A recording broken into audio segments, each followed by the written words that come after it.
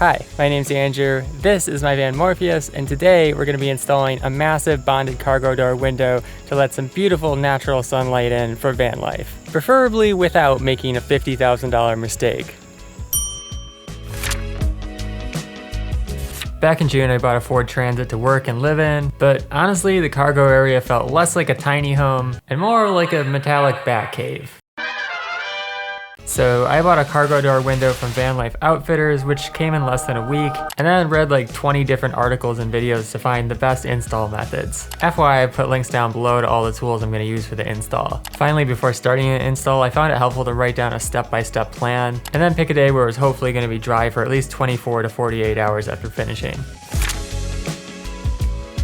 For starters, I used a marker and straight edge to outline my first cut on the bottom support beam, and then hand traced the two curved corners, staying an equal distance from the edge. Next, I drilled a couple overlapping pilot holes, inserted the jigsaw, and started cutting from the bottom. Because the corners were super tight, I had to take the guide off, which gave me a better turning radius, but also made the saw harder to control. So I went slowly around the right side, added painter's tape around the perimeter to minimize wobbling, and then restarted my cut from the bottom left, moving up to the top to finish. Yeah, it's not too bad on the cut. I kind of fucked up a few places, but overall, not too bad. I think we can clean it up with the grinder, but what do you guys think? It's so big.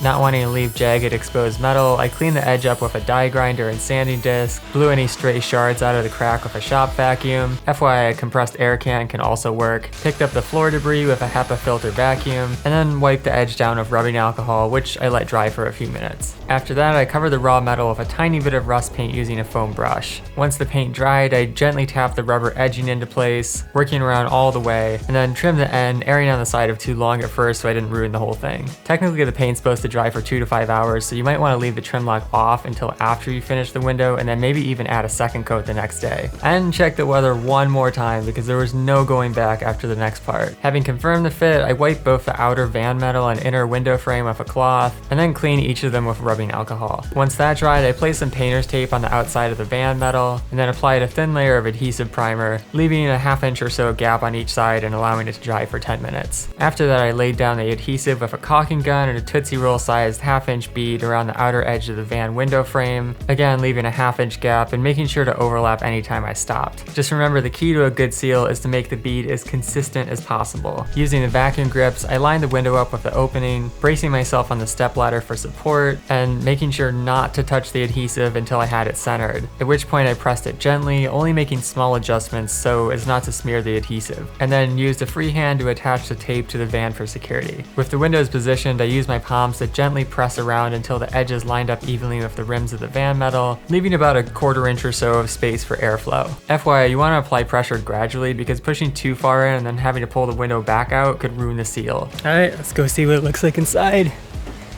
Whoa, no way. Look at all that freaking light. What a view.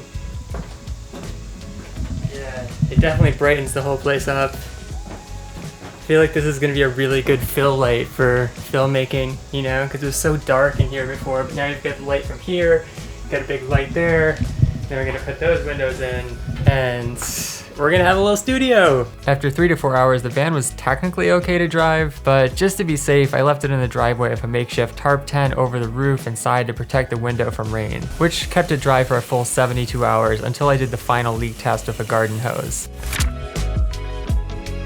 Overall, cutting and installing a huge cargo door window on a $50,000 van with no experience was intimidating at first. But with some careful planning, patience, and safety measures, I was able to do it myself with no major problems, which felt amazing and gave me the confidence I needed to tackle the rest of my van life build projects. That said, if you'd like to support the channel, you can shop with the referral links down below, watch my day 1 video to see what it's like moving into a Ford Transit for the first time, or subscribe to see more van life adventures. Finally, if you have a question about installing bonded windows or about van life in general, let me know in the comments. Thanks for watching. Catch you next time.